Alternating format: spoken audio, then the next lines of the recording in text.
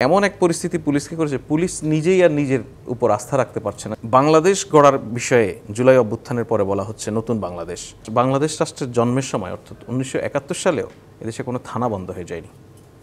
থানায় মানুষ গিয়েছে তাদের অভিযোগ নিয়ে, থানা সচল ছিল, এটা আমরা ইতিহাস পড়ে জানি আর কি। কিন্তু আমরা যেটা প্রত্যক্ষ করলাম 2024 সালে এসে, যে বাংলাদেশের রাজনৈতিক দলগুলি, বিশেষ করে সর্বশেষ যারা দীর্ঘমেয়াদে 16 বছর ক্ষমতায় ছিল, তারা পুলিশ সহ এখানকার অন্যান্য প্রশাসনের ব্যক্তিদেরকে এমনভাবে রাজনৈতিক ব্যবহারে উদ্বুদ্ধ করেছে, রাজনৈতিক দলীয় গুন্ডার মতো ব্যবহার করেছে, তাতে এই বাহিনীকে টোটাল আসলে একদমই ধ্বংস করে দেওয়ার মতো অবস্থা তৈরি করেছে।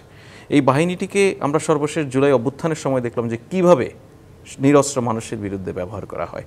সুতরাং এমন এক পরিস্থিতি পুলিশকে করেছে, পুলিশ নিজেই আর নিজের উপর আস্থা রাখতে পারছে না যে আমি যদি মানুষের সামনে গিয়ে দাঁড়াই, মানুষ আমাকে গ্রহণ করবে।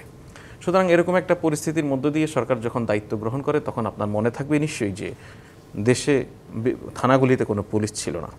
সরকারের প্রায় 3 সপ্তাহ সময় লেগেছে থানাগুলিতে পুলিশকে ফেরত আনতে।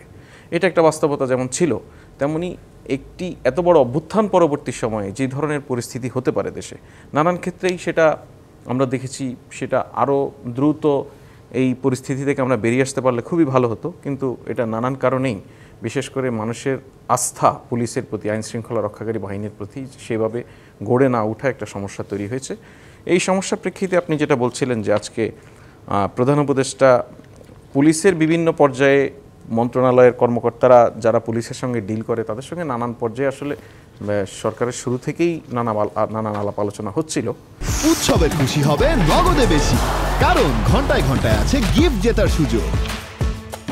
পরবর্তীতে প্রধান উপদেষ্টা মনে করেছেন যে যেই পুলিশ কর্মকর্তারা একদম মাঠ পর্যায়ে কাজ করে, যারা মাঠ পর্যায়ে পুলিশ পরিচালনার সঙ্গে জড়িত, মানে বিশেষ করে জেলা পুলিশের যে প্রধান এসপি, তো ওনাদের সঙ্গে একটু বসা যেতে পারে। তো তারই পরিকল্পনা অনুযায়ী আজকে উনি 127 জন পুলিশ কর্মকর্তার সঙ্গে বসেছেন। সেখানে নানান বিষয়ে আলোচনা হয়েছে। আসলে পুলিশের নিজেদের কিছু সংকট আছে, সেই সংকটগুলি তারা প্রধান উপদেষ্টার কাছে তুলে ধরেছেন। আবার তারা নিজেরা কীভাবে ইতিমধ্যে মানুষের আস্থা অর্জনে কাজ করছে সে বিষয়ে প্রধান উপদেষ্টাকে জানিয়েছেন। সরকারের বিভিন্ন পর্যায়ের কর্মকর্তারা, বিশেষ করে স্বরাষ্ট্র উপদেষ্টা, আইজিপি, স্বরাষ্ট্র সচিব, তারাও কথা বলেছেন। সর্বশেষ প্রধান উপদেষ্টা পুলিশদের উদ্দেশ্যে কথা বলেছেন।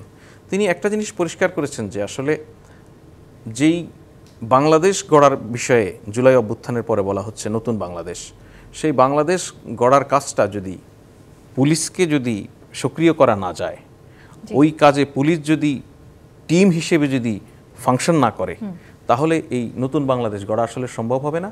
এই কথাটা বলার পাশাপাশি উনি পুলিশকে উদ্বুদ্ধ করেছেন যে আপনারা অনেকেই হয়তো, পুলিশের সদস্যরা অনেকেই হয়তো আপনারা ব্যক্তিগতভাবে আপনারা খারাপ মানুষ নন, কিন্তু দুর্ভাগ্য হচ্ছে খারাপ মানুষ দ্বারা আপনারা পরিচালিত হয়েছেন।